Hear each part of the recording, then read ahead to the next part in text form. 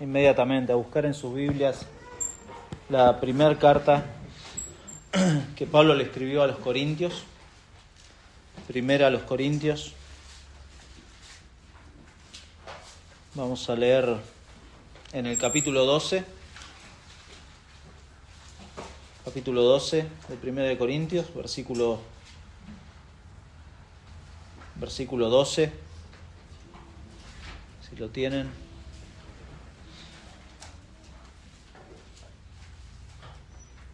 Bien, leemos. Dice, porque así como el cuerpo es uno y tiene muchos miembros, pero todos los miembros del cuerpo, siendo muchos, son un solo cuerpo, así también Cristo. Porque por un solo espíritu fuimos todos bautizados en un cuerpo, sean judíos o griegos, sean esclavos o libres, a todos se nos dio a beber de un mismo espíritu. Además, el cuerpo no es uno solo, un solo miembro, sino muchos. Si dijere el pie, porque no soy mano, no soy del cuerpo, ¿por eso no será del cuerpo? Y si dijere la oreja, porque no soy ojo, no soy del cuerpo, ¿por eso no será del cuerpo? Si todo el cuerpo fuese ojo, ¿dónde estaría el oído? Si todo fuese oído, ¿dónde estaría el olfato? Mas ahora Dios ha colocado los miembros, cada uno de ellos, en el cuerpo, como Él quiso. Porque si todos fueran un solo miembro, ¿dónde estaría el cuerpo? Pero ahora son muchos los miembros, pero el cuerpo es uno solo. Ni el ojo puede decir a la mano, no te necesito, ni tampoco la cabeza a los pies, no tengo necesidad de vosotros. Antes bien, los miembros del cuerpo, que parecen más débiles, son los más necesarios. Y a aquellos del cuerpo que nos parecen menos dignos, a estos vestimos más dignamente. Y los que en nosotros son menos decorosos, se tratan con más decoro. Porque los que en nosotros son más decorosos no tienen necesidad, pero Dios ordenó al cuerpo, dando más abundante honor al que le faltaba, para que no haya desavenencia en el cuerpo, sino que los miembros todos se preocupen los unos por los otros. De manera que si un miembro padece, todos los miembros se duelen con él, y si un miembro recibe honra, todos los miembros con él se gozan. Vosotros, pues, sois el cuerpo de Cristo, y miembros, cada uno en particular. Oramos. Señor, te damos muchísimas gracias por esta mañana, por tu palabra. Como oraba nuestro hermano, gracias por recordarnos a través de las canciones y de tu palabra las verdades del Evangelio que tanto necesitamos, no solamente para recordar nuestra salvación, sino también para recordar el poder con el cual tú sostienes a tu iglesia. Gracias por cuidar a tus hijos, a tus ovejas. Siempre lo haces así y es un favor inmerecido que hemos recibido tus hijos para ahora caminar contigo. Señor, ayúdanos, por favor, en este día, al ver este pasaje, que podamos no solo reconocer las verdades de tu palabra, sino que tú obres en nuestros corazones para ser obedientes a ella. Y también, Padre, oramos, como siempre, que tengas misericordia de quienes no te conocen, Señor. No sabemos quiénes están en condición de muerte espiritual y que no pueden verte, y que no pueden escucharte, y que no pueden sentir nada, ni tener ningún afecto hacia ti, Señor. Pero confiamos en el poder de tu palabra, confiamos en el poder de tu Espíritu Santo para obrar en esos corazones, para darles vida, para abrirles los ojos, mostrarles a Cristo y poder disfrutar de esta salvación tan grande que nos has regalado. Gracias por este tiempo que podemos pasar juntos. Oramos en el nombre de Jesús. Amén. Amén. Bueno, estamos en febrero. Yo había dicho que en enero íbamos a ver los domingos de enero verdades acerca de la iglesia. ¿Qué es la iglesia? ¿Cuál es la naturaleza de la iglesia? ¿El fundamento de la iglesia? ¿De qué se trata esto de la iglesia? Y me animé y dije, no, esto da para mucho. Y vamos a tomar quizá algunos domingos de febrero también para seguir viendo algunas de las cosas que la palabra de Dios dice acerca de la iglesia. Precioso. Las cosas que hemos visto ya estos domingos de enero son de suma importancia para el cristiano, de suma importancia incluso para la iglesia local, no solamente para el cristiano individual, sino para la iglesia local, y no darle importancia o que estas cosas que vimos pasen como, información que hemos recibido de la Biblia y nada más. Sería algo grave para nosotros. Sería algo grave solamente que quede como, una reunión, sí, me acuerdo, o un audio que puedo escuchar en otra ocasión, sino que esto se incorpore y afecte el corazón del cristiano. Por eso es mi deseo que conforme vamos viendo esto que el Señor ha hecho, porque esto es la obra del Señor, la iglesia es la obra del Señor, su iglesia de manera universal, pero especialmente la iglesia en lo que es la expresión local, la iglesia manifestada de manera local en la vida de cada creyente. Y entonces Dios es glorificado en su palabra al ver estas cosas, obedecer, que su pueblo obedezca estas cosas y en consecuencia viva de manera tal que esta iglesia local para el cristiano sea algo importante. Porque como decimos, usamos una frase, y no sé si somos conscientes de lo que decimos cuando decimos que la iglesia no es un club social. No sé si hay alguno acá que sea socio de algún club, de un club social. Pero los clubes principalmente son algo exclusivo. Hoy están más asociados al deporte, ¿no?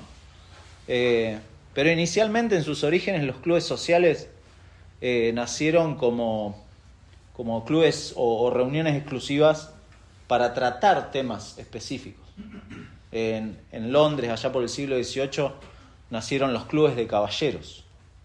Y los caballeros se juntaban para hablar de cosas importantes, de política, de cultura, de la sociedad. Eran personas adineradas, ¿no? Eran clubes muy exclusivos. Y si usted googlea o le pide ayuda ahí a Wikipedia, va a encontrar clubes tremendos. Todavía existen algunos clubes muy exclusivos que ni siquiera uno lo conoce. Acá en Argentina hay uno que se llama el Club del Progreso, que nació principalmente con la gente que estaba vinculada al campo, gente adinerada, ¿no? Que tenía muchos terrenos. Esos eran los clubes sociales, y de hecho los primeros clubes de fútbol nacieron de esa manera también. Había hace un tiempo esto es un paréntesis, había una serie que se llamaba Juego de Caballeros, y usted podía ver eso, cómo nació el fútbol allá en las Islas Británicas, y eran clubes exclusivos. Esto a modo de introducción. La iglesia no es eso decimos. La iglesia no es un club social. La iglesia no tiene nada que ver con eso.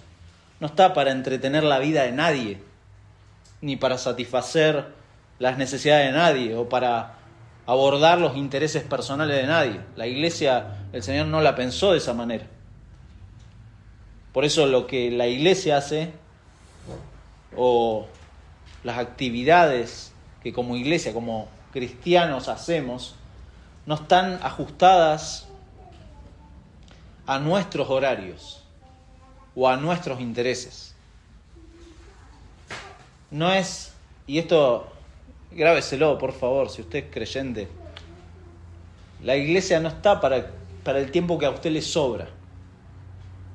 Lo que el Señor ha hecho en su vida no es para que usted use el tiempo que le sobra, sino que toda su vida ahora es del Señor. Toda su vida es del Señor. Y estamos hablando de iglesia, no de la reunión, ¿sí? No estamos hablando de las reuniones o de las actividades formales de una iglesia, sino de la vida del creyente, la vida de la iglesia como tal, como organismo, como cuerpo, como lo menciona acá Pablo. No es el tiempo de sobra lo que usted le da al Señor, es su vida. Si usted es creyente, le está dando su vida. Por eso hablamos de sacrificio, de la prioridad que el creyente tiene delante del Señor. Porque conforme entendemos la naturaleza de la iglesia y entiendo la importancia de ver a mis hermanos como algo sumamente necesario para mi vida, bueno, la cosa cambia. Ya no es el tiempo de sobra. No es si tengo tiempo. En la iglesia de los Corintios, como usted sabe, si ha leído la carta y si no la ha leído, léala. Le va a tomar media hora más o menos leerla. Pablo toca cuestiones prácticas. Práctica porque era una iglesia bastante complicada, tenía algunos aspectos de divisiones en la iglesia, problemas entre hermanos. De hecho, llevaban esos problemas a tribunales seculares. Los hermanos tenían problemas acerca de la falta de disciplina. Había un caso ahí de indisciplina muy grave en la iglesia y los corintios no habían hecho nada. Tenían cuestiones acerca de la idolatría, confusión acerca de la idolatría, de si podían comer los sacrificados de los ídolos o no, y esas cosas. Tenían problemas acerca del entendimiento del matrimonio cristiano, de qué significaba el matrimonio cristiano. Tenían problemas acerca de la Cena del Señor, que hoy la vamos a celebrar, pero la Cena del Señor se había convertido en algo bastante particular. No vamos a abordarlo, pero si usted lee la carta se va a dar cuenta que los corintios tenían serios problemas, incluso acerca de los dones espirituales, acerca de cuestiones teológicas, doctrinales de la naturaleza de la salvación, cosas que no habían entendido. La doctrina de la resurrección la tenían totalmente deformada. Una iglesia que, como dijo un pastor amigo, no cualquiera hubiera querido pastorear la iglesia de los Corintios. Y que sin embargo, de parte de Pablo le escribió, aparentemente escribió 4 cartas a esta iglesia. Es la iglesia que más le escribió. A nosotros nos llegan 1 y 2 de Corintios, que realmente son 2 y 4 de Corintios. Porque la 1 y la 3 no la tenemos. El Señor en su providencia nos ha dejado estas 2. Pero hay otras 2 que Pablo hace referencia de estos problemas. ¿Y cómo le responde Pablo? Bueno, es interesante, porque no le responde con programas o con actividades especiales para abordar estos temas. No dice, bueno, vamos a organizar reuniones de matrimonios para tratar estos problemas de matrimonio, vamos a tratar un taller acerca del paganismo en la época cultural que vivimos. Nada de eso. Le escribe Pablo con las verdades de la palabra de Dios y yendo al hueso, como decimos. Y Pablo acá usa una metáfora, la del cuerpo, que es una metáfora pura y simple, muy clara, cuyo punto no es la naturaleza de la iglesia por sí misma, sino la necesidad de que la iglesia experimente su debida diversidad en la unidad. Que la iglesia entienda lo importante de la diversidad en la unidad. Por eso la idea del pasaje de hoy es que los cristianos nos reconocemos unidos en Cristo. Eso es la base, el fundamento de todo. Estamos unidos en Cristo. Aquellos que somos creyentes, estamos unidos en Cristo. Pero en segundo lugar, estamos agradecidos por la diversidad que da sentido al cuerpo. Y de esta manera nos preocupamos los unos por los otros. Los cristianos se reconocen unidos en Cristo, agradecidos por la diversidad que da sentido al cuerpo, preocupados los unos por los otros. Por eso veamos en primer lugar esta diversidad en la unidad. La diversidad en la unidad. Y esto es importante, porque acá en esta iglesia la carnalidad y el pensamiento mundano se habían metido a la iglesia de forma tal que no solo había personalismos. En capítulo 1, versículo 12, Pablo dice, bueno, algunos son de Apolos, otros de Cefas, y empezaba a haber personalismos. No solo había orgullo, había arrogancia, había vanidad, como dijimos, había indisciplina, había un pecado que no se había corregido, no se había disciplinado a esa persona. Entonces, esto se refleja, incluso se reflejaba, si se fija, en capítulo 11, versículo 17, Pablo les dice, pero al anunciaros esto que sigue, no os alabo porque no os congregáis para lo mejor, sino para lo peor. Y es tremendo, porque empieza a hablar de la cena del Señor. Estaban deformando el sentido, el significado de la cena del Señor, incluso en el servicio de los dones espirituales que Pablo menciona desde versículo 4, cuando empieza diciendo, ahora bien, hay diversidad de dones, pero el Espíritu es el mismo, y hay diversidad de ministerios, pero el Señor es el mismo. ¿Cuál es el punto de Pablo? Que el Espíritu es el mismo, que el Señor es el mismo, la unidad. El punto principal de Pablo es la unidad acá. Y entonces dice versículo 12, porque así como el cuerpo es uno, tiene muchos miembros, pero todos los miembros del cuerpo, siendo muchos, son un solo cuerpo. Así también Cristo. Así también Cristo. Y este porque de versículo 12 lo que hace es una conexión o una explicación de lo que viene hablando anteriormente. De hecho, en capítulo 10, versículo 17, dice, siendo un solo el pan, nosotros con ser muchos somos de nuevo. Somos un cuerpo. Un cuerpo. Pues todos participamos de aquel mismo pan. Está hablando de nuestra participación en Cristo. Cómo Cristo nos insertó en este cuerpo. Y acá Pablo de nuevo usa esta imagen para ilustrar la unidad y la interrelación de los miembros. Si usted lee desde acá hasta el versículo 27, 18 veces usa la palabra cuerpo. Entonces este es un tema importante en esta parte. 18 veces, es muchísimo. Primero la unidad, ese es el foco. Hay una sola iglesia de la cual todos los verdaderos creyentes son parte, y eso vimos en Mateo 16, ¿recuerda? Cuando Cristo edifica su iglesia. No todo el mundo es parte de la iglesia, ¿se da cuenta? No todo el mundo es parte de este cuerpo de Cristo.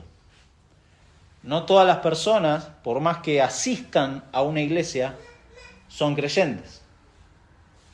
Eso es una realidad. Si a usted le preguntan en la calle, ¿por qué es cristiano? No, porque voy a la iglesia. Bueno, no es una respuesta correcta.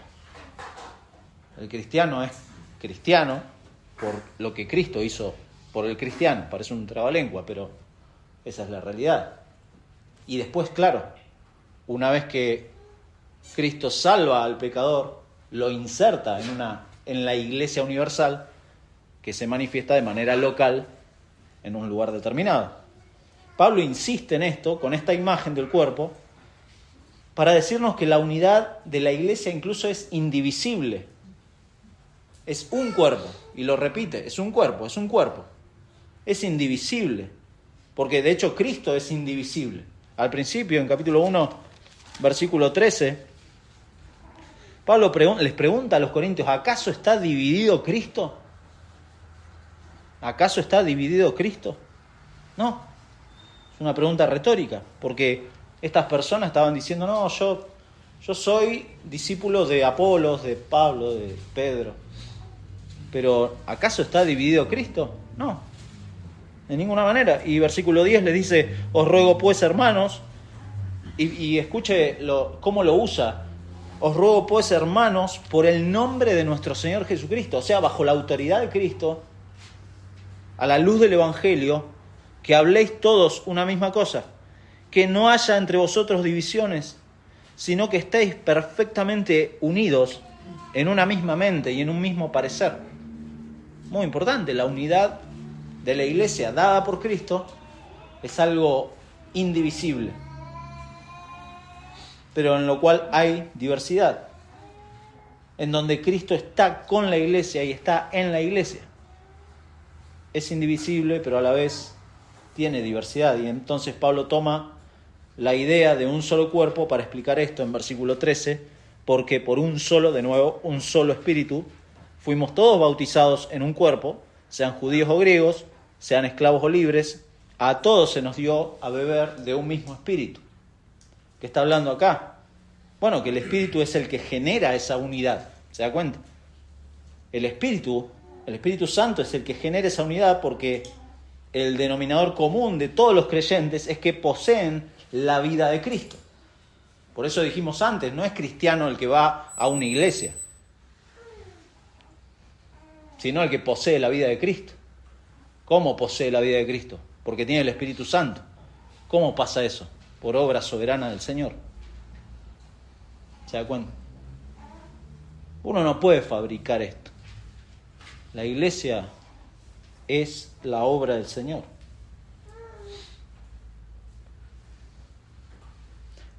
El Espíritu es el que genera esa unidad. Y fíjese, versículos 4 al 11 también es el que genera la diversidad. Versículo 4 dice, hay diversidad de dones, pero el Espíritu es el mismo, y hay diversidad de ministerios, pero el Señor es el mismo. Y empieza a hablar de cómo esa diversidad en la iglesia es dada también por el Espíritu Santo. En Cristo han quedado, sí, borradas, y acá lo dice, versículo 13, estas antiguas distinciones. Si se fija, dice, sean judíos o griegos, esclavos o libres, a todos se nos dio el Espíritu Santo. Ya no hay estas distinciones, no que, y esto está bueno aclararlo, no que usted de golpe cuando el Señor salva su vida, le da arrepentimiento y fe para creer, mágicamente en el documento de identidad le aparece ciudadano del cielo o algo así. No pasa eso, sino que las distinciones reales, nacionales existen, pero ahora usted es parte de esta ciudadanía celestial, que es una, porque el cuerpo de Cristo es uno. Antes esto tenía significado para las personas. Antes el ser judío o griego, esclavo o libre, era algo que distinguía. Ahora no. ¿Cómo lo traigo al hoy? Bueno, hoy hay distinciones. Usted si vive en Buenos Aires, por ejemplo, los que son de Buenos Aires, saben que está el porteño y el bonaerense. Y hay una distinción. Hay una distinción. Hay distinciones laborales. El que trabaja en cierto lugar o en otro lugar. Hay distinciones. Hay distinciones en los títulos. No, porque yo soy doctor. Pero en Cristo no hay estas distinciones. No existe eso. Y no puede existir en la iglesia ese tipo de distinciones. De ninguna manera. Eso es lo que está marcando. ¿Por qué? Porque todos fuimos, dice ahí, bautizados por Cristo con el Espíritu Santo. Esa es la promesa. ¿Recuerda a Juan el Bautista? Juan el Bautista bautizaba con agua. Pero él dice, viene detrás de mí uno que los va a bautizar con el Espíritu Santo. O sea, es Cristo el que bautiza, el que pone al creyente en su cuerpo, que es la iglesia. Y esto establece una sola iglesia donde no hay cristianos parciales o de segunda categoría. Cuidado con eso, porque hay veces que inconscientemente pensamos en cristianos de segunda categoría. Y nada de eso no existe. Gálatas, capítulo 3. Bueno, una iglesia que también tenía algunos problemas porque se diferenciaban los que celebraban ciertas ceremonias y los que no. Los que pensaban que eran más espirituales por hacer ciertas cosas y los que no. Y Gálatas, en capítulo 3, versículo 26, les dice, pues todos sois hijos de Dios por la fe en Cristo Jesús. Eso es lo que define, ese es el punto de inflexión entre lo que es un cristiano y no. La fe en Cristo Jesús.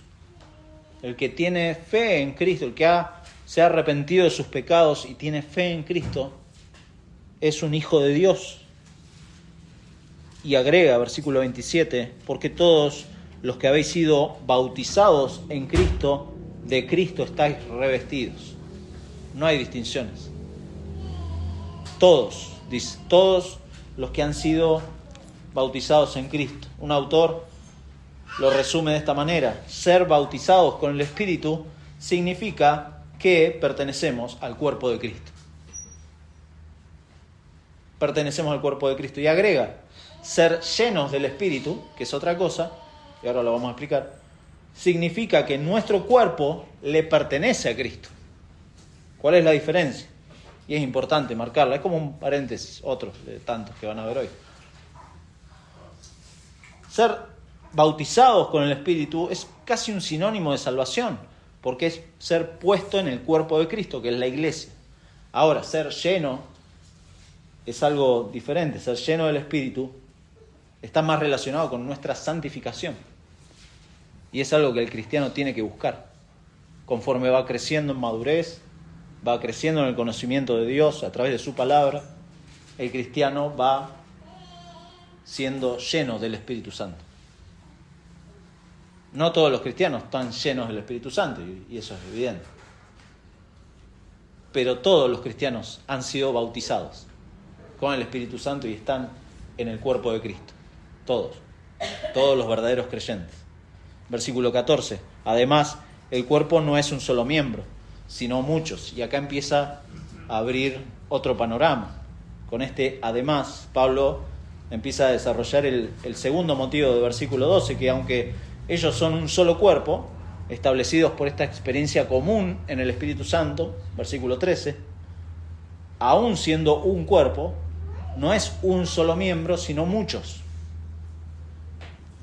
miembros. La iglesia, esta iglesia de los Corintios, estaba dividida en lo que tendría que haber estado unificada y estaba queriendo ser uniforme en lo que debería haber sido diversa. Todo al revés. Se dividían en el liderazgo, competían entre ellos, cuando deberían haber estado unidos en la autoridad de Cristo, en el mensaje de la cruz. Por eso les dice capítulo 1, versículo 17. Algunos se alineaban con Pablo y decían, no, pues a mí me bautizó Pablo. Y decían, claro, soy discípulo de Pablo y a mí me bautizó Pablo. Y Pablo les dice, no me envió Cristo a bautizar, sino a predicar el Evangelio. No con sabiduría de palabras, para que no se haga vana la cruz de Cristo. Ahí está la importancia del cuerpo de Cristo, la cruz de Cristo. Y por otro lado, esta gente quería estar teniendo los mismos dones o las mismas habilidades que todos. En lo que deberían haber estado unidos, estaban divididos y después querían ser uniformes en los mismos dones, habilidades, no disfrutando de la diversidad de la iglesia, no haciendo uso fiel de los dones, de las habilidades que a cada uno le ha sido dada. Y esas actitudes carnales dentro de la iglesia llevaban a las personas al descontento, a la insatisfacción caprichosa, que eso es lo que empieza a generarse. Y esa unidad sin diversidad obviamente tiende a producir uniformidad. Y la uniformidad lamentablemente tiende a producir muerte. Eso es lo que hace. ¿Dónde hay uniformidad? En el ejército, por ejemplo. Es un buen lugar como para tomar de referencia.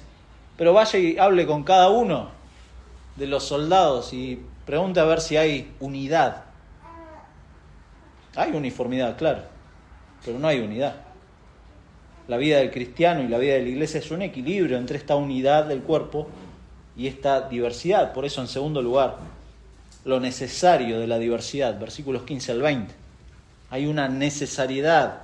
Tenemos que aclarar, sin embargo, en esta parte, que esta diversidad, cuando es descontrolada, tiende a la anarquía, a que cada uno hace lo que bien le parece. La diversidad, cuando está descontrolada, se va por las ramas. De hecho, esto es lo que le pasó a los corintios. En capítulo 14 usted va a leer acerca de las lenguas. Y bueno, cada uno hacía... Era un mambo eso. Y lamentablemente hay una asociación de la iglesia evangélica hoy a que, bueno, es un mambo todo, es un descontrol. ¿Por qué? Justamente por esto, porque la diversidad no está controlada o se ha malentendido esta unidad de la iglesia. Por eso es importante esto que Pablo está tratando acá, ¿Por qué hay miembros diferentes? Eso es lo que Pablo ilustra acá de vuelta con la imagen del cuerpo. El primer cuadro que Pablo acá establece, y es su punto, ¿no? Es no la imagen en sí misma, no es la imagen en lo que el pie y la oreja le dicen a la mano y al ojo. Empieza como a personificar, porque usted sabe que su mano y su pie no hablan. Es como una imagen, como una ilustración que está haciendo Pablo. Pero sí es importante, fíjese, las preguntas que hace en versículos 17 y 19. Las preguntas. ¿Dónde estaría el oído? ¿Dónde estaría el olfato? Versículo 19. ¿Dónde estaría el cuerpo? Eso es lo que Pablo quiere contestar. Que todos los miembros son necesarios para que exista el cuerpo. Porque si no hay diversidad, no es un cuerpo, es una monstruosidad, es una cosa deforme. Es un desastre. ¿Qué es lo que estaba pasando en esta iglesia de los Corintios? Imagínese si su familia lo descubre o me descubre a mí queriendo caminar con mis manos. Difícil, ¿no? Bueno, quizá alguno que es habilidoso puede hacerlo, pero sería ridículo que un día... No, estoy queriendo aprender a caminar con las manos. No quiero caminar más con los pies. Quiero caminar con las manos. O que usted de golpe lo encontraran en su casa con los pies tratando de usar su celular o de comer con los pies. ¿Se imagina? Bueno, sería raro, quizá gracioso, en algunos casos sería desagradable, ¿no? Pero acá está usando esa imagen, porque es triste que pasa en el cuerpo de la iglesia de esa manera lo mismo. Que de manera caprichosa, por ejemplo, el domingo que viene le diga a Nico, el domingo que viene toco yo la guitarra. Pero yo no sé tocar la guitarra. Yo no sé tocar la guitarra. O que quiera hacer algo que yo no sé hacer, o que no es mi lugar. Y ahí estamos hablando de habilidades, ¿no? Pero en cuanto a dones, uno va descubriendo conforme madura en la fe, conforme uno crece, que hay cosas que le salen más fácil, que se siente cómodo haciéndolo, que ha tenido frutos y que incluso el resto de los hermanos reconoce. Es muy posible que eso sea un don. Pero en ese proceso, además, tengo que tener cuidado de autoaislarme, que es lo que habla versículo 15 y 16. Si dijere el pie, porque no soy mano, no soy del cuerpo. Eso es autoaislarse. Porque no hago esto, bueno, no, yo no soy parte de la iglesia porque no sé, no canto bien, no soy parte de la iglesia porque no me tienen en cuenta para esta cosa o esta otra. No soy parte. Y versículo 16 de vuelta, porque no soy ojo, la oreja dice, porque no soy ojo, no soy del cuerpo. No soy del cuerpo. Pablo, fíjese, ¿no? Comienza esta analogía personificando a los miembros del cuerpo, extremidades inferior y superior, pie, mano, dos órganos sensoriales, oreja, ojo. Si el pie, oreja, dijere porque no soy mano, ojo, no soy del cuerpo, etc. Esto es un absurdo lo que está planteando Pablo. Porque, bueno, es lo que pasa en una iglesia local, este egoísmo de, bueno, no soy parte, si no formo parte de esto, no soy parte. El egoísmo y la envidia que nunca se contenta, eso es lo que está hablando Pablo. Proverbios 14:30 dice, el corazón apacible es vida de la carne, mas la envidia es carcoma de los huesos. Tremendo. La Nueva Biblia de las Américas traduce envidia como pasiones. Y empieza así. Y eso nos lleva a encapricharnos y a enojarnos. Como esos chicos que están jugando y se enojan y juntan sus juguetes y se van. O bueno, los que jugábamos al fútbol antes, el que era el dueño de la pelota, bueno, rogábamos por favor que no fuera un caprichoso, ¿no? Porque se llevaba la pelota y se acababa el fútbol. Tremendo. Bueno, lo mismo pasa a algunos cristianos en su inmadurez acá en la iglesia de Corinto, pensaban que por no tener cierto don o no formar parte de un ministerio formal, no eran parte de la iglesia y se autoexcluían. No, no soy del cuerpo. Y se negaban a funcionar como parte del cuerpo. Es gravísimo. Por eso siempre es bueno recordar que negar la responsabilidad no la elimina. O sea, la responsabilidad está ahí, soy parte del cuerpo. Y que usted se niegue a esa responsabilidad, la responsabilidad sigue intacta ahí. Si usted es un verdadero creyente, forma parte del cuerpo de Cristo. Y es un miembro. Es un miembro, el que sea. Pero lo es. Y así muchos cristianos pierden el gozo. Pierden el gozo en la obra del ministerio. Que cuando hablamos de obra del ministerio no estamos hablando de un ministerio formal, de una actividad en la iglesia. No, el hecho de ser iglesia. De relacionarme con mis hermanos. Hay cristianos que pierden el gozo porque piensan que no son parte del cuerpo. Como vimos el domingo pasado, es algo de todo el creyente, esto de la obra del ministerio. Todo el creyente hace obra del ministerio. Todo creyente está a tiempo completo viviendo para el Señor. Y está siendo perfeccionado para eso. Pero pierde el gozo porque en desobediencia se niega a funcionar como parte del cuerpo y pretende hacer algo para lo cual no ha sido puesto por el Señor. Versículo 17, si todo el cuerpo fuese ojo, ¿dónde estaría el oído? Si todo fuese oído, ¿dónde estaría el olfato? Este intercambio acá de estos órganos sensoriales deja en claro el punto de Pablo, que hay diversidad de miembros. De otro modo, estaría faltando alguna función del cuerpo. ¿Se da cuenta? Versículo 18, mas ahora Dios, y acá es muy importante esto, es clave. Dios ha colocado los miembros, cada uno de ellos, en el cuerpo como Él quiso. Como Él quiso. Porque si todos fueran un solo miembro, de vuelta, ¿dónde estaría el cuerpo? ¿Dónde estaría el cuerpo? Esta diversidad es algo que Dios ha establecido. No es algo que se le ocurre al pastor o a un grupo en la iglesia.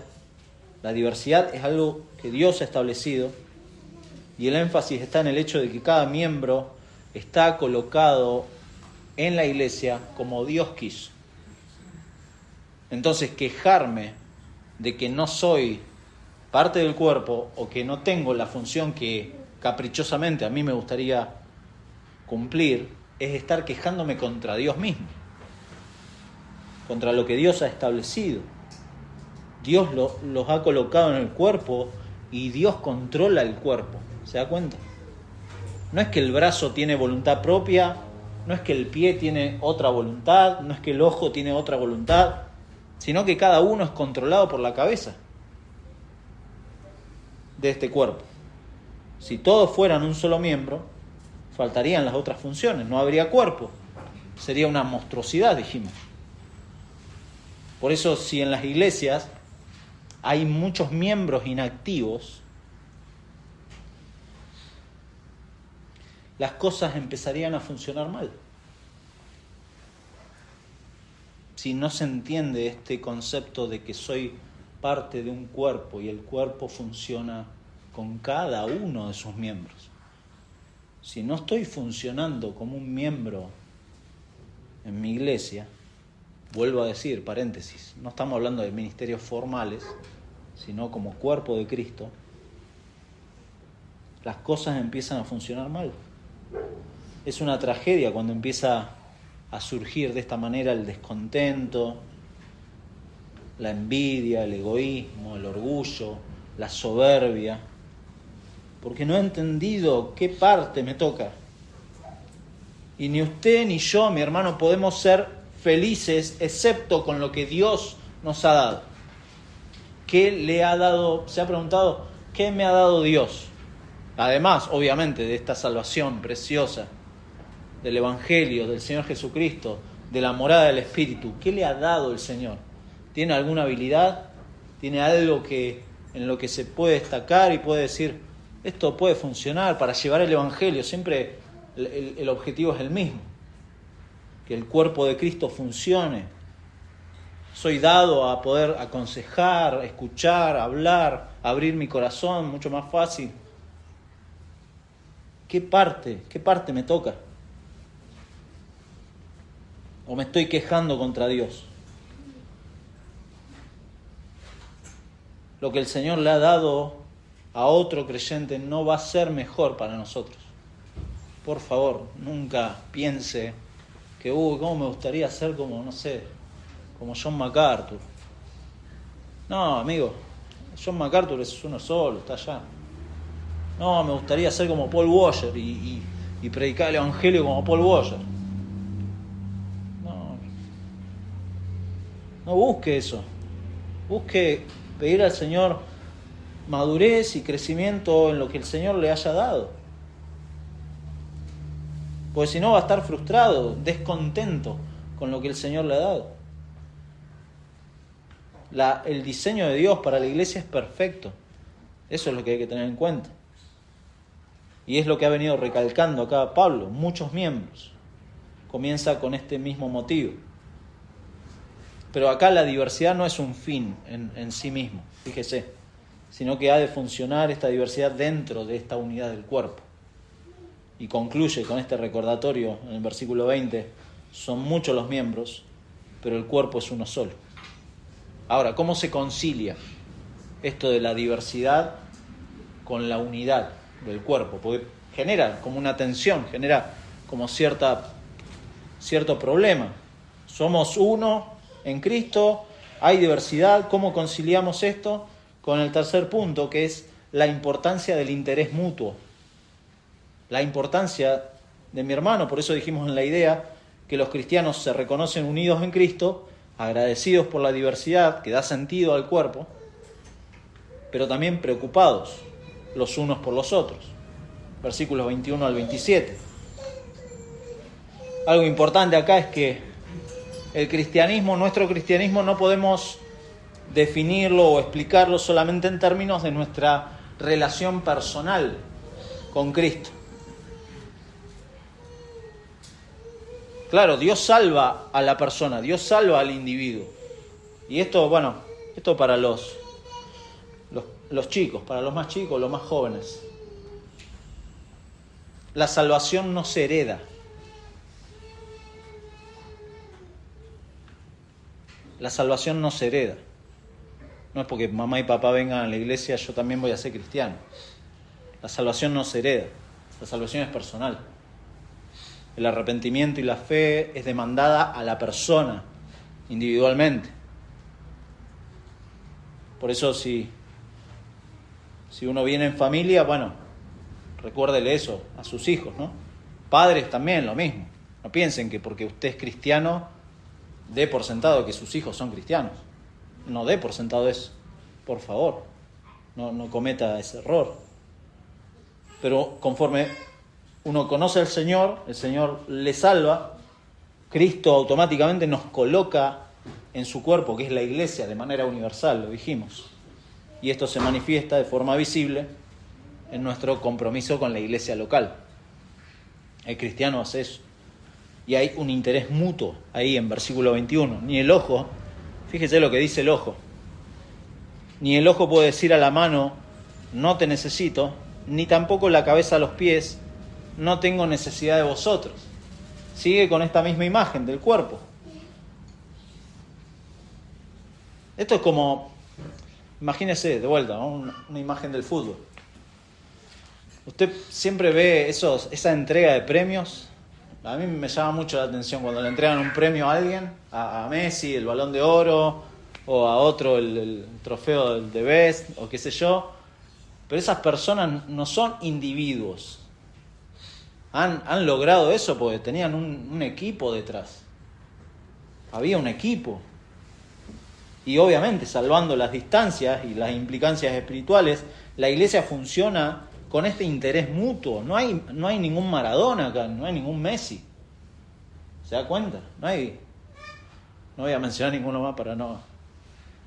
no hay nada de eso. Hay interés mutuo. Pablo vuelve de vuelta a este tema de los miembros del cuerpo, pero ahora para establecer un punto diferente. levemente diferente. Y fíjese, cuando dice, versículo 21, hay como una dirección, ¿no? En el contenido de lo que se dice. Y parece que insinúa una mirada desde arriba, donde los que están arriba sugieren que pueden arreglársela sin ciertas personas, que no tienen la jerarquía que ellos tienen. Y acá algo anda mal. Hay autosuficiencia, hay orgullo, hay un desprecio por los demás que los lleva a decir, no te necesito, no te necesito. Y acá es interesante porque hay diferentes palabras. Versículo 21 termina diciendo, no tengo necesidad de vosotros. Versículo 22, antes bien los miembros del cuerpo que parecen más débiles son los más necesarios. Y son, esa palabra necesito o necesidad es diferente a son los más necesarios de versículo 22. El necesito o necesidad de versículo 21 habla de que lo necesito puntualmente para algo y después lo descarto. Pero el necesidad o necesarios de versículo 22 está hablando de alguien que es indispensable para el funcionamiento del cuerpo. Los miembros del cuerpo que parecen más débiles son los más indispensables, necesarios para el funcionamiento del cuerpo.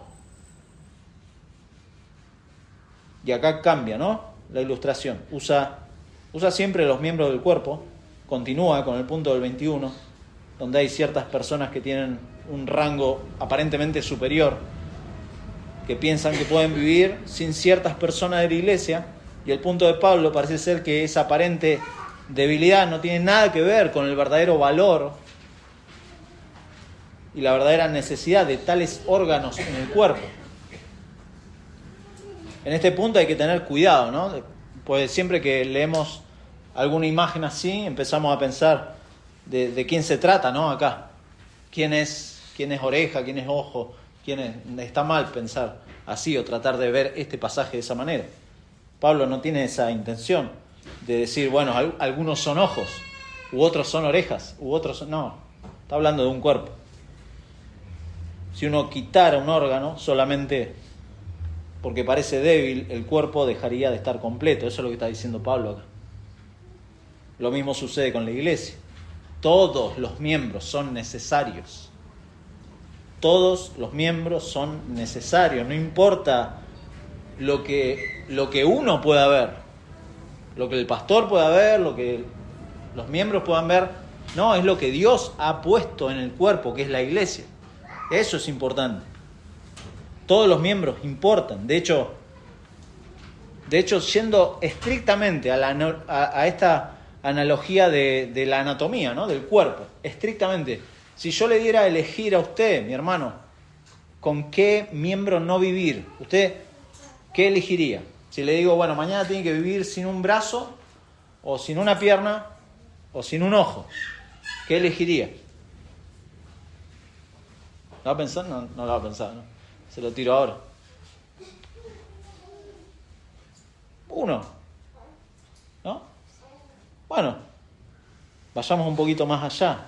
Si le diera a elegir vivir sin el hígado, o sin el corazón, o sin el cerebro, ¿qué elegiría?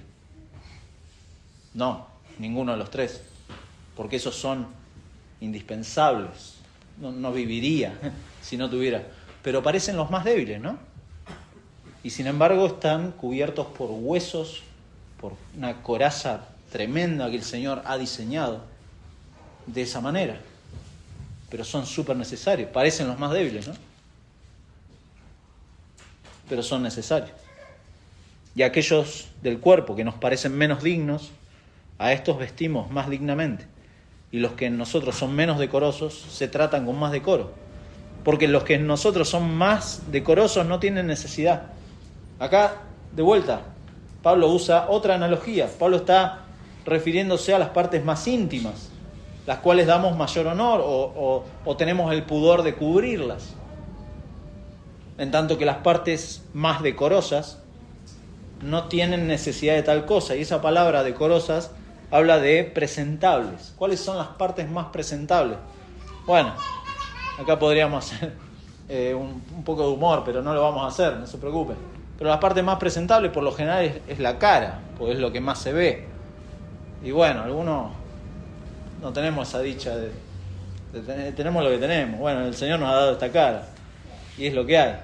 Pero igualmente lo cuidamos, igualmente nos fijamos o esperamos que cuando usted se levanta a la mañana, ¿no? Se arregle un poco para salir.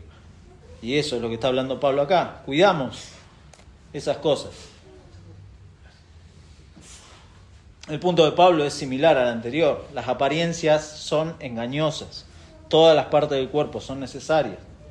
Lo que en este caso se refleja es el modo mismo que tratamos ciertas partes del cuerpo que nos parecen de menor categoría. Las tratamos bien. Parece por el contexto de la carta que los corintios le estaban dando más honor a ciertos dones o ministerios y estaban descuidando o menospreciando a otros hermanos. Pero todos los creyentes, como dice 1 Tesalonicenses, todos los creyentes estamos obligados, 5:12 de 1 Tesalonicenses, no lo busque, dice: os rogamos, hermanos, que reconozcáis a los que trabajan entre vosotros y os presiden en el Señor y os amonestan, y que los tengáis en mucha estima y amor por causa de su obra. Tened paz entre vosotros. También os rogamos, hermanos, que amonestéis a los ociosos, que alentéis a los de poco ánimo, que sostengáis a los débiles, que seáis pacientes para con todos. Mirad que ninguno pague a otro mal por mal. Antes, seguid siempre lo bueno unos para con otros y para con todos. ¿Se da cuenta? Esto es importante, el tema de la diversidad en la iglesia, porque da este sentido de cuidado mutuo. Versículo 24, la segunda parte, repite la misma idea de versículo 18. Pero Dios ordenó el cuerpo. Dios ordena el cuerpo, Dios ordena la iglesia, dando más abundante honor al que le faltaba. Dios se encarga del cuerpo, de ordenarlo, de poner dones, de establecer cómo va a funcionar el cuerpo de una iglesia de manera universal, pero también de manera local.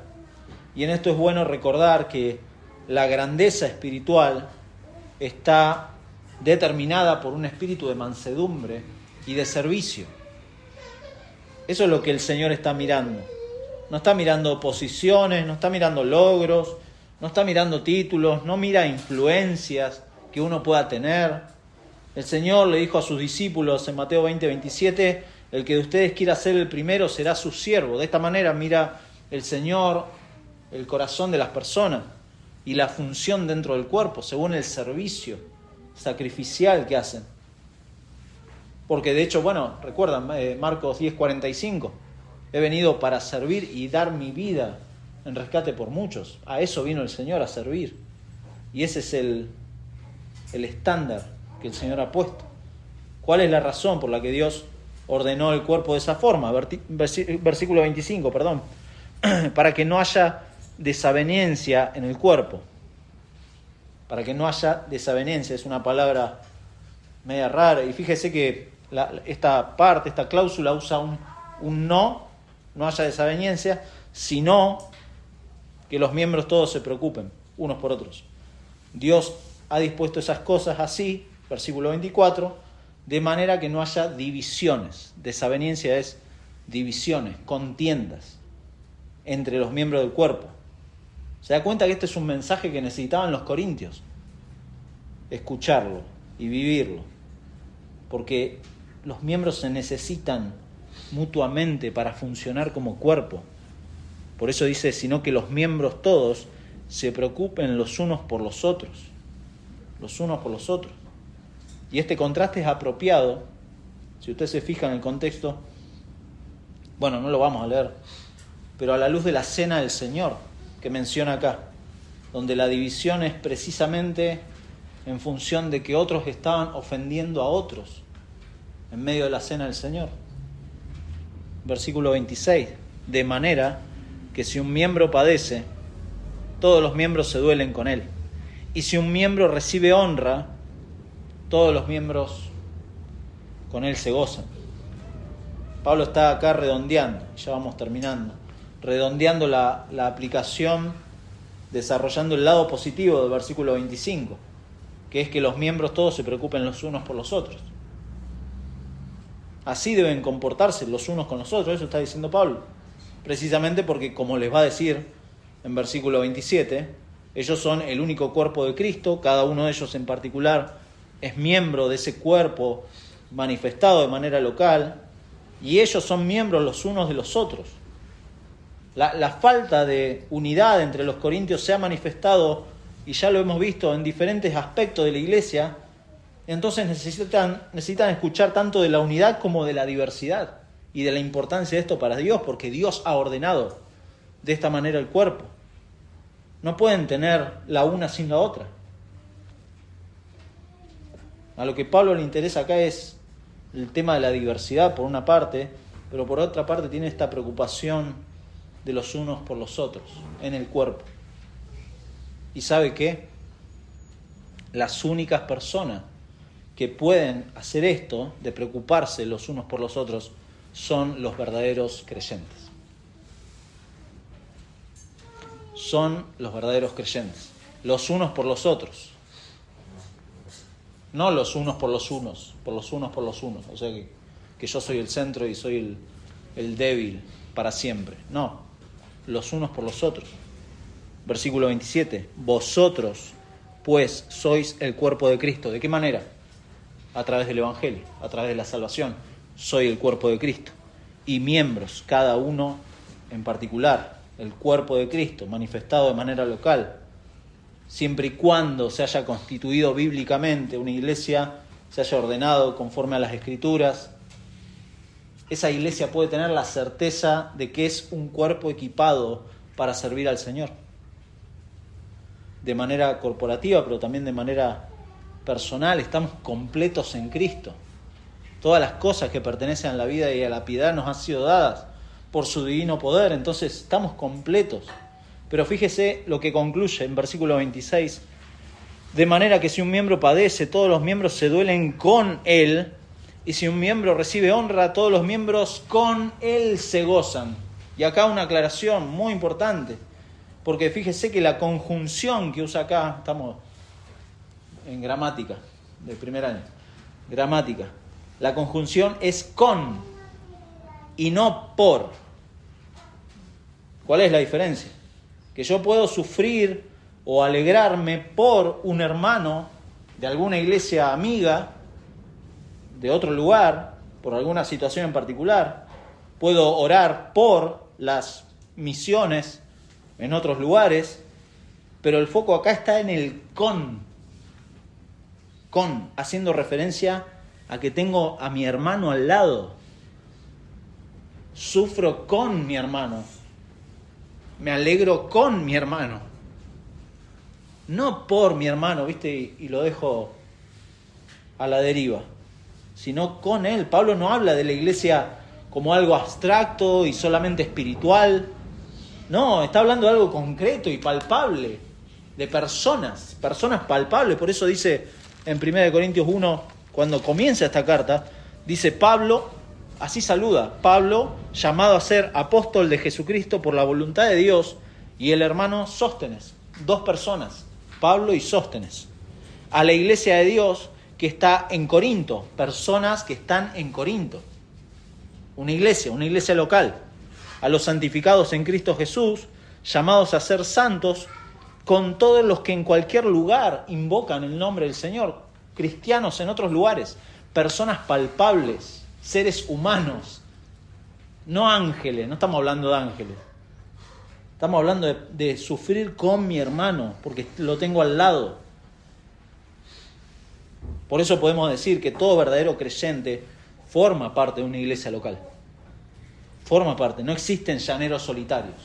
Usted no sale por esa puerta y deja de estar relacionado o de golpe se convierte en un ojo que anda dando vueltas por el mundo. O una mano que camina sola, como esas películas de terror. No. Usted es un miembro del cuerpo de Cristo, indivisible, que Dios ha formado. Si Dios salva genuinamente a alguien, va a orquestar las circunstancias para que esa persona forme parte de un cuerpo local para servir a otros y vivir de esta manera. No lo va a dejar solo. Esto ha sido así a lo largo de la historia. Dios reuniendo a su pueblo en cada lugar como testimonio de su obra soberana. Dios es el que planta una iglesia, Dios es el que edifica su iglesia. Y usted me puede decir esa expresión que usamos: bueno, Germán, pero no hay una iglesia perfecta. Bueno, conforme uno va recorriendo estos pasajes, estas verdades que hay en las Escrituras, lo que Dios mismo dice acerca de su iglesia, llego a la conclusión de que la iglesia universal del Señor, manifestada en cada punto del planeta, en diferentes iglesias locales, formada por verdaderos creyentes que están siendo formados a la imagen de Cristo, ni hablar, perfeccionados para la obra del ministerio. A esa frase, no hay iglesia perfecta, yo le respondo: la iglesia sí es perfecta. La iglesia de Cristo sí es perfecta, porque es el diseño de Dios. Y todo lo que Dios diseña es perfecto. La iglesia de Dios es perfecta. Dios sigue siendo su autoridad, Dios sigue siendo el control. Eso no ha cambiado, la iglesia es perfecta. Claro, los creyentes que componen la iglesia local aún no han sido glorificados, pero están siendo santificados. Y eso es así, pero eso no quita que la iglesia sí es perfecta. Así que cuando alguien le diga: no, bueno, la iglesia no es perfecta, respóndale esto, por favor, porque este es el diseño de Dios para su iglesia. Este es el mejor lugar para manifestar el amor que ha sido derramado en nuestros corazones, mi hermano. Si Dios le ha dado arrepentimiento y fe para creer y confiar en la obra completa de Cristo para salvar a pecadores, la iglesia local, mis hermanos, es el lugar en donde Dios me ha puesto para mostrar las evidencias de una fe genuina. La iglesia es el evangelio visible, como dice un autor. Es el evangelio visible. ¿Dónde va a ver el mundo que el evangelio es algo real, si no es a través de la iglesia local? No se preocupe por el viento. ¿Usted se preocupa por los hermanos o se preocupa con los hermanos? Si alguien se ausentó sin motivo o con motivo, ¿lo llamó? ¿Lo visitó? Cuando usted tiene un problema, ¿dónde busca consejo? Cuando tiene que tomar decisiones, ¿dónde busca consejo? ¿Hace cuánto no abre su corazón a un hermano acerca de sus luchas, acerca de cuestiones que ponen en jaque su vida espiritual? Preocúpese con el hermano, no por el hermano solamente. Por eso dijimos la unidad y la diversidad, me salió universidad, son equilibradas por la madurez.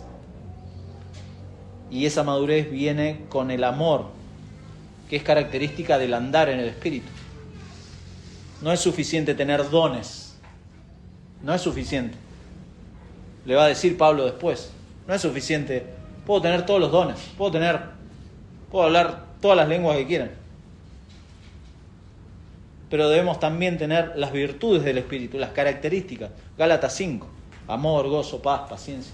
Y empieza justamente con ese amor que Pablo les va a hablar ahí en capítulo 13. Si no tuviera amor, no sirve de nada todo esto. Y fíjese, y ya vamos terminando, creo que lo había dicho. Capítulo 16, no vamos al 13, al final, sobre el final de la carta, en los saludos finales.